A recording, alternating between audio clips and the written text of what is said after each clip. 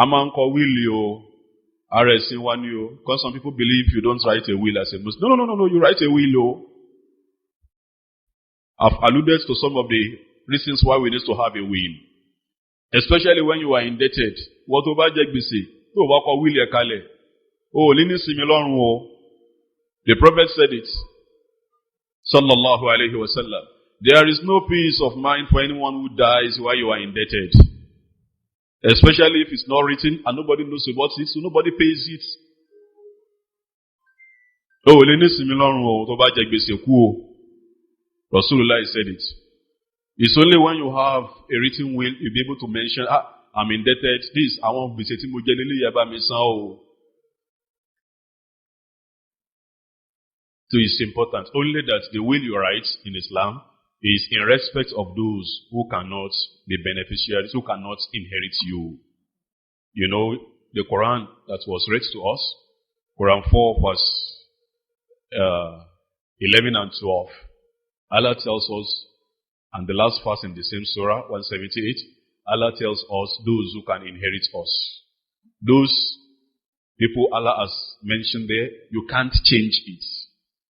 When you leave your property to be inherited after you, you don't have any say again. Allah has already done that for you. How these assets will be distributed, the Quran has spelled it out, and it is haram for anyone to change it. So when you go to the companies like we have their representatives here, they are meant to guide you about how to make your will Sharia compliant. Those that Allah has already allotted some shares from your estate, if you leave it to your death, then you cannot change what Allah has said. Quran chapter 4, verse 11, 12, and 178. Gbogbo àṣejòkó yìí, ogún wa, Ọlọ́run ti pín. Your inheritance, your estate has already been shared. What is left for people to take their own is your death. Àìtí ikú rẹ ni ó jẹ́ káwọn èèyàn wa kí ní kálukú wa mú tiẹ̀. Ọlọ́run ti pín. Allah has already done that. You can't change what Allah has done. This is why the same surah, Quran 4, verse 13 and 14, Allah warns you seriously. If you dare change what He has distributed, you are menaced with serious punishment. Ìyà ó jẹ ni tó bá yí tó wọn Ọlọ́run ọba kọ yìí tó bá lè yí padà. Ìyà ó jẹ lọ́run.